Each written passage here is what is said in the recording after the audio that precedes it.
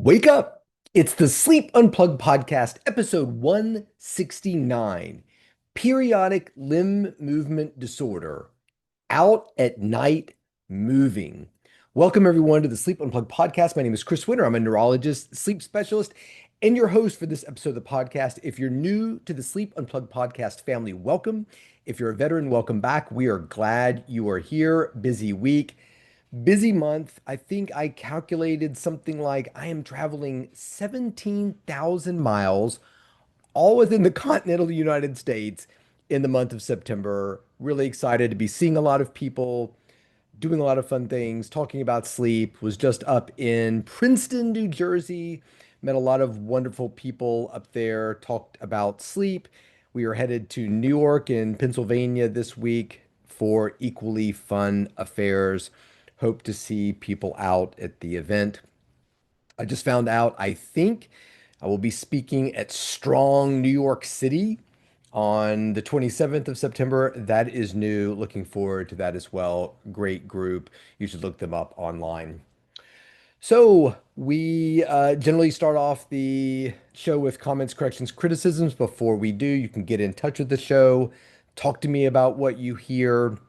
The line is always open. Dr. Chris Winter Twitter, Dr. Chris Winter Instagram, Dr. Chris Winter Bluesky Threads. You can find us on our YouTube page where we post the video content of all of our shows.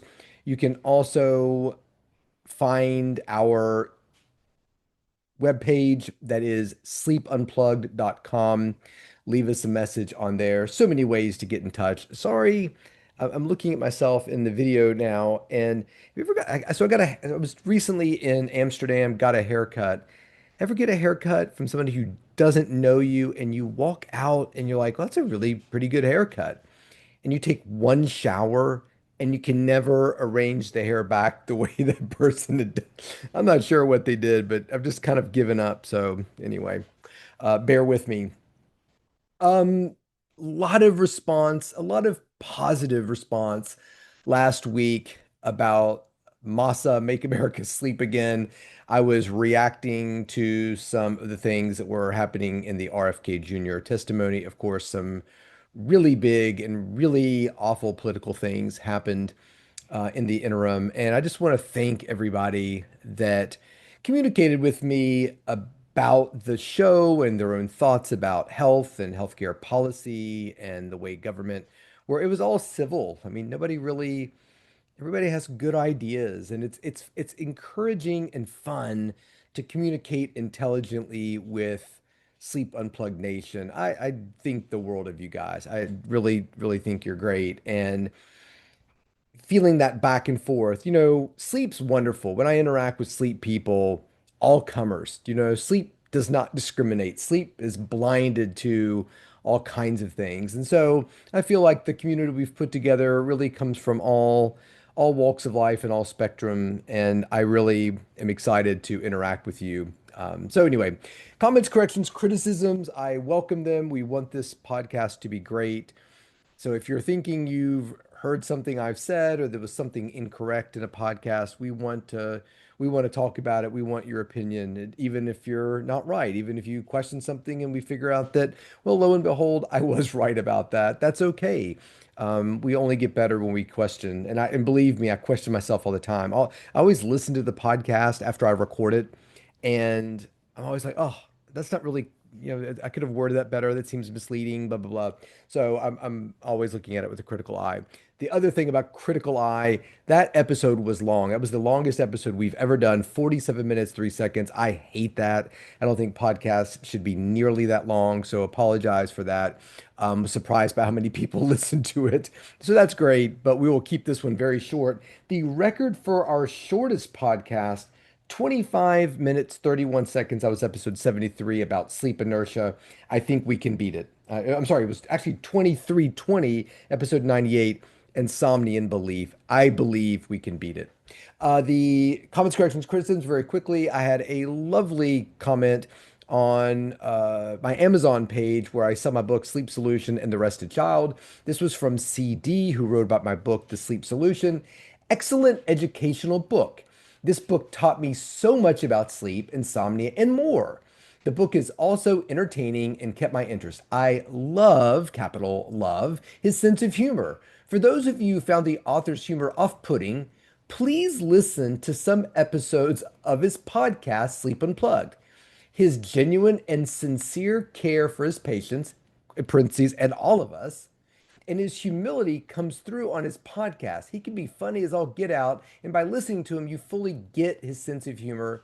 His podcasts are also very educational and entertaining. I appreciate that, CD. It's something I reflect on a lot, that the humor of that book did seem to rub people the wrong way and make it feel like he's being toxic. He's making fun of your disorder, when in fact, I really wanted it to sort of take the sting out of this order and make people feel a little bit less make them feel a little bit less anxious about it and nervous and fearful, etc.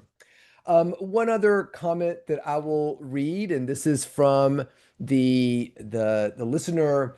All that is great. All that is great wrote about our most one of our most popular podcasts. I think it's the most downloaded podcast, was episode 5, Death by CPAP. He wrote, "What an absolute waste of 40 minutes of my life.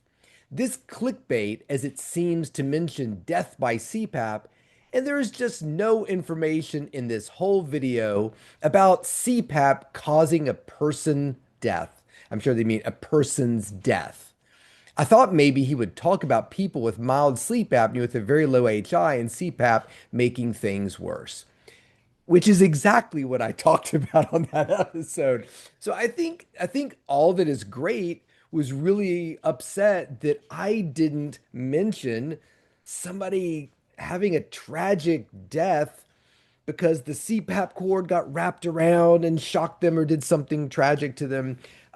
So sorry I disappointed you. But speaking of CPAP and death, are you all watching Alien Earth? I'm kind of obsessed with this show. I liked Alien well enough. I think this is one of the most intelligent shows out there.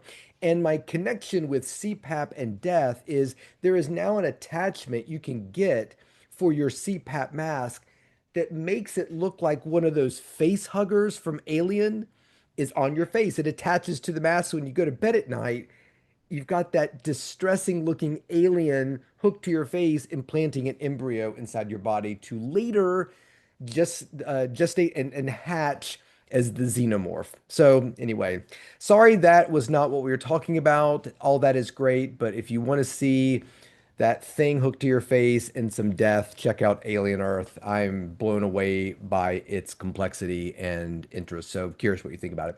So real quick, the song lyric from this episode, ZZ Top, "Out at Night Moving" is from their song Legs. Get that? Periodic limb movement disorder, Legs. Um, I was a huge ZZ Top fan growing up. This was that MTV era, David Bowie, Let's Dance. Eliminators, that was the album that this came off of. Sharp Dressed Man, Give Me All Your Love and Legs. Um, Got Me Under Pressure, maybe. I think that was on there. It could have been their next song, Afterburner. Can't remember. Um, Not the most elevated of lyrics. So we're going from Alien Earth and some really difficult conceptual types of things and really philosophical questions down to Legs, which is probably the opposite of that. But wow, what a great group, and what a group that really understood how to appeal to the masses. Love the furry spinning guitars. Billy Gibbons and Dusty Hill, the late Dusty Hill, died in 2021. Always thought it was ironic that the drummer did not have a beard, but his name was Frank Beard. And what's really interesting, I think I should know this. Eliminator was like their eighth album or 11th album. I'm confusing myself. It was late in their chrono. They released a lot of albums before they released Eliminator, which was their real breakthrough album. And when you listen to it, they talked about ZZ Top being sort of a bluesy, guitar group, and they're not. This album was really a bunch of drum loops and synthesizers, so much so that it later came out in Milli Vanilli style, that the drummer and bassist really didn't do anything in terms of recording the album. And when you listen to it, it makes sense. I mean, it's got some crazy guitar on it, but it's also, but it's sort of, it's like the Eurythmics. So if you really listen to it, so it always confused me as a kid, them talking about them as sort of the Texas bluesy. Yeah, looking back at their earlier albums, Cheap Sunglasses and Tush and things like that. But going forward from Eliminator, they had to use backing tracks in all their concerts and they told nobody. Although it's totally obvious when you listen to it. To me, more obvious than Milli Vanilli. So we'll put Legs on the Spotify Music Playlist Volume 4. If you're interested in finding these Spotify Music playlists, look up the Sleep Unplugged Music Podcast and you can find the Spotify playlist on the list there. So let's get into periodic limb movement disorder. So we did Restless Leg Syndrome, episode 13, and a little trivia about episode 13, Restless Leg Syndrome, You Gotta Move. It was the first episode that mentioned a song lyric in the title. And it took a little while to catch on, but at some point I thought this is kind of fun to talk about a song lyric or a group. You Gotta Move was recorded by the Rolling Stones. It is fitting that they were sort of a bluesy kind of rock group, and we're talking about ZZ Top as well too. Now, we also may have touched on periodic limb movement disorder a little bit when we were talking about Andrew Spector's book, Navigating Life with Restless Leg Syndrome, which we talked about in episode 116. But we've never really dedicated a full episode to the disorder, periodic limb movement disorder. So let's do it. Periodic limb movement disorder. If you've ever spent the night in bed with someone and their legs don't stop twitching all night long, you've probably seen this condition in action. I get a lot of patients who come because of that. It's parent taking kid to travel. I basically spent a lot of time on the road with son number one going to swim meets from the time he was little until he went to swim in college. I spent a lot of time on the road with son number two going to travel basketball, travel baseball, rowing. He was sort of a jack of all trades. Baseball too. He kind of did football. He's playing rugby now, so he's been all over the place. So we were on the road a lot. And sometimes you would not be able to get the twin bed at the team hotel that had the discounted rate. So you got the queen size bed and you shared it with your son. And you noticed that, wow, sleeping with one son, I won't tell you which one, was easier because the other son moved around a lot during the night. And my kids were big. So by the end of the night, I was either on the floor or kicked over to a couch because of the movement of this individual. So a lot of parents come to me because, hey, I didn't know anything was going on, but we had to spend the night at grandma's house together in the same bed. And oh my God, he never stopped moving his legs. I had one family bring their kid because he would kick so hard throughout the night that each kick moved his bed just a little bit across a hardwood floor. So by the time they woke up in the morning, the bed had completely slid across the room because of the violent nature of his kicking. On my Instagram page, I have pictures of bed sheets, and several people over the years have taken pictures of me where their partners are kicking so much throughout the night, they're wearing holes in their bed sheets. So, periodic limb movement disorder is a repetitive, stereotyped leg movement that happens during sleep. That's important. So if you're sitting there watching Alien Earth and you're a little bit nervous and anxious and your little legs, you got that Jimmy leg going, no, no, no, no, no, oh my God, don't go in there. It's crazy. Do not go in there.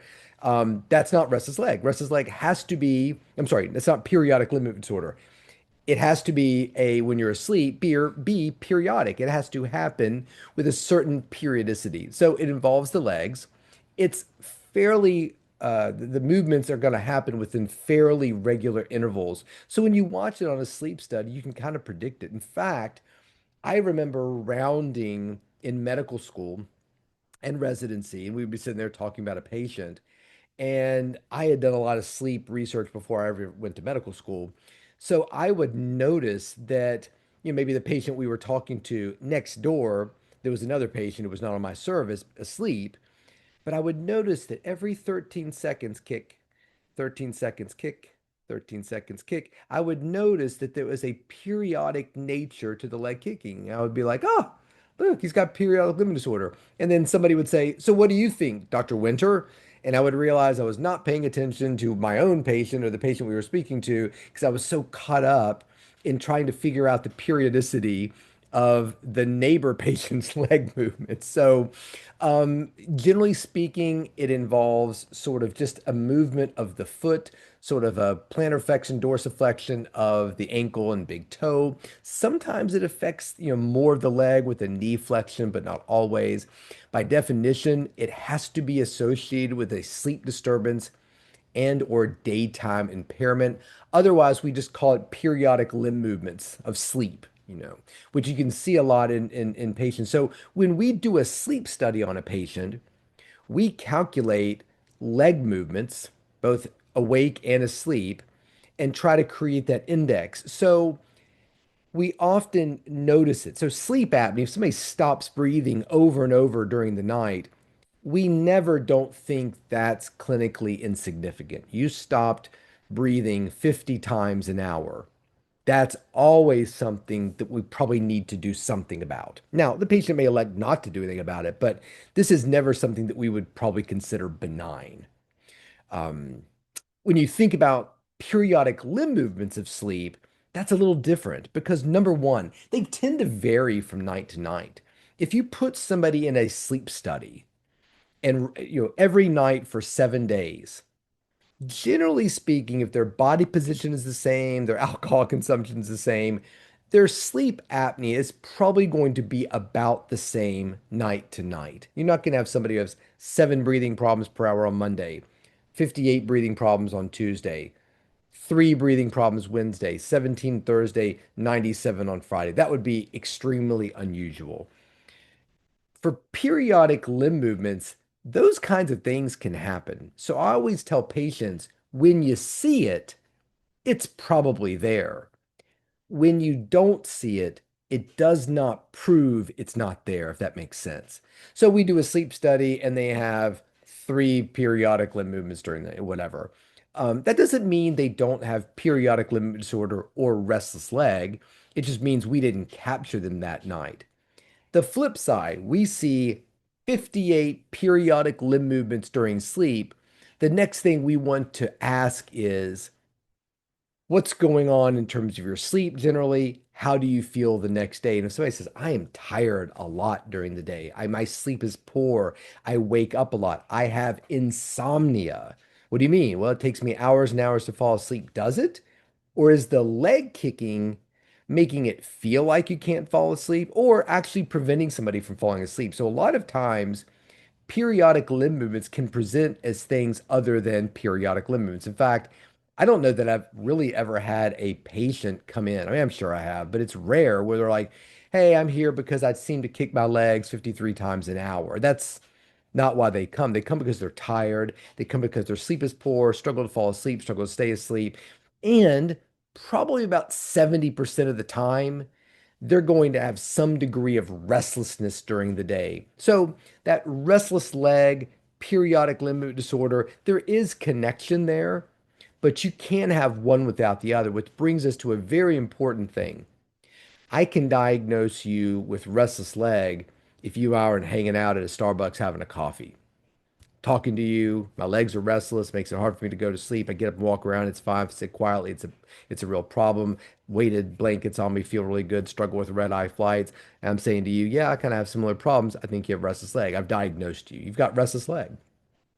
Periodic limb disorder cannot be diagnosed technically without a sleep study. And by sleep study, I mean either an in-lab sleep study, which is generally going to be the case, or some sort of home sleep study where leg movements are being monitored, which is very unusual. Anyway, so just something to kind of think about. How common is it? When we think about periodic limb movement disorder prevalence, about 80% of restless leg people, 70 to 80% of restless leg people are going to have periodic limb movements. In the general population, periodic limb movements are reported in about 4 to 11% of the adult population. And this is much more of an adult disorder than it is a pediatric disorder. There's a similar pediatric entity that we will talk about at some point. So true periodic limb movement diagnosis is less common. So it's estimated to be about somewhere between 2 to 3% of adults, with the prevalence increasing with age. And I think that the restless leg syndrome being so similar to it and so attached to it probably reduces the actual diagnosis of periodic limb disorder, because I think a lot of PLMD patients are probably diagnosed with restless leg. And that's okay, because you're probably going to get the same kind of treatments. It's not like you're getting diagnosed with something completely separate that's leading you down a different path. So that's probably one of the reasons why adults, the prevalence is kind of small. Children can be affected, particularly individuals with ADHD, strong family histories, iron deficiency, although that prevalence data is not nearly as clear in the pediatric population. Where does it come from? There's a dopamine hypothesis, very similar to what we talk about with restless leg syndrome, that arises from dysfunctional dopaminergic pathways in the central nervous system. So, one of the treatments for periodic limb disorder is often replacing dopamine. Dopaminergic agents can be very helpful for these individuals. Iron deficiency, low brain iron. We've talked about checking for ferritin. So sometimes there's links there between iron and periodic limb disorder. Spinal cord generators. Some of these um, spinal cord generators, when they are suppressed during the night, there's like a spinal reflex that they're suppressing. So the thought is that these spinal generators are not functioning properly and suppressing a disorder that we all have, but we suppress. It's kind of like when you think about like rigor mortis, like all of us want to be super stiff. Have you ever seen somebody who's had a certain kind of stroke? They often have rigidity. So our bodies right now, I feel very loose. I'm ready to go to bed soon. I'm relaxed. That is a function of my brain and central nervous system suppressing my tendency to be stiff and rigid and tight. There's a similar sort of pathway going on with periodic limb movement disorder, where we want to be restless and anxious and moving around, but these spinal motor generators suppress that urge and keep the restlessness from happening, or the periodic limb movements from happening, until they do. There is genetics with this disorder for sure. When you see it in mom and you see it in grandma, you could probably see it in son or daughter. There is a relationship to restless leg, as we've talked about. You can have restless leg without PLMDs. You can have PLMD without restless leg, but these are a lot more rare. There is some research about periodic limb movements and cardiovascular risk. This is something we've thought about for many, many years. I remember thinking about, sleep apnea is tied to tremendous cardiovascular risk. What about anything else that kind of wakes you up through the night, like periodic limb movements or a pager? Can anything that disrupts sleep lend itself to cardiovascular risk? And the answer is yes. There is ongoing research about whether periodic limb disorder have anything to do with neurocognitive decline. It is comorbid with sleep apnea. In fact, I have seen a lot of individuals have their sleep apnea and severe periodic limb disorder influence one another, meaning when we have a abrupt movement, we sometimes have a reflexive apnea that goes along with it. So sometimes people with really bad PLMD can be misread in a sleep study as having really bad sleep apnea. And we know these people and we find these people because these individuals come, they've got terrible sleep apnea, which you would think, okay, you've got terrible sleep apnea, you're going to love this CPAP. We put them on a CPAP. It doesn't help them. So that's a little clue that, wow. So you're telling me at this sleep study at this other place, they diagnosed you with severe sleep apnea with 67 breathing problems per hour. You've been wearing a CPAP for the last 4 months and you don't feel any better? That's unusual. That's a red flag.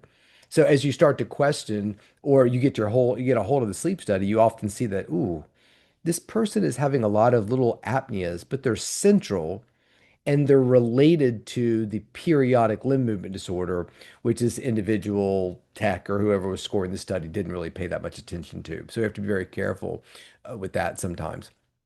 How do we manage the disorder? Treat the underlying conditions. Iron deficiency, we've talked about. Some of the worst cases I've ever seen are in individuals with renal disease. So improving their renal function can be very helpful. Neuropathies, we can certainly see, and we've talked about before. Probably one of the reasons why a drug like gabapentin is helpful. Certain antidepressants can cause it or worsen periodic limits during the night. The medications we typically use are dopamine agonists, gabapentin, pregabalin we talk about as well too. And when things are really bad, sometimes benzodiazepines can be useful.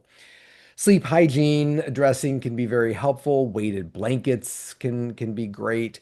IV iron can sometimes be helpful for these individuals as well too. So periodic limb disorder sort of sits in this kind of fascinating gray zone within sleep medicine, which I really like. It's not always clinically significant, but sometimes if you're struggling with sleep and you've gone and had a sleep study and they say, okay, well, you don't have sleep apnea. Great. I'm so happy I don't have sleep apnea. It's amazing how many people come to me for a second opinion. What's going on? My sleep's terrible. I'm always tired. I fall asleep, blah, blah, blah. My sleep's a disaster. I'm tear up the bed. Oh, cool. There's a clue. You tear up the bed. Partner says I move around, blah, blah, blah. Okay. What did the sleep study show? Well, they said I did have sleep apnea. Did they mention anything about your legs? No. And so it's interesting when you get a hold of the sleep study, you often find one of a couple things. One is they had terrible leg movements during the night. So many periodic leg movements, but nothing was ever done about it. So if you have a sleep study, take a look, scroll down to the leg movements and look for PLMD or PLM and see if there's a lot of them. What is that index? Is it more than 20 or 30? That's probably pretty significant. The second thing I sometimes see is periodic limb movements. Like there's a whole paragraph, it should be in your sleep study, a whole paragraph about leg movements. I love the ones that basically are zero leg movements. The person never moved their legs all night long. Maybe. Or nobody ever hooked it up to check. I'm certain that there are sleep studies being run out there where the leg leads are not attached, or they're not functional, or somebody is not running that channel properly because we move during the night. So PL index of 2, PL at least somebody's looking, but when everything is 0, it might warrant a question, especially when the hypothesis for why you're sleeping poorly is simply not there. So that's it. Periodic limb disorder. It's taken us years to get to it, but here we are. Have you ever experienced it? Do you kick your legs at night? Does your partner? How were you diagnosed? How did you treat it? How did you make it go away? Let us know. DR Chris Winter Instagram, DR Chris Winter Twitter, Bluesky, Threads, X. Find us on the YouTube page like All That Is Great did. No, we're not going to put a podcast out there called Death by Periodic Limb Movement, All That Is Great. But we appreciate you engaging in the show, even though you wasted 40 minutes looking for the vile and gruesome CPAP death that never was to be. I appreciate everybody listening to the show, spreading the word. Love Sleep Unplugged Nation. Wish all the best for you. Treat each other kindly and sleep well.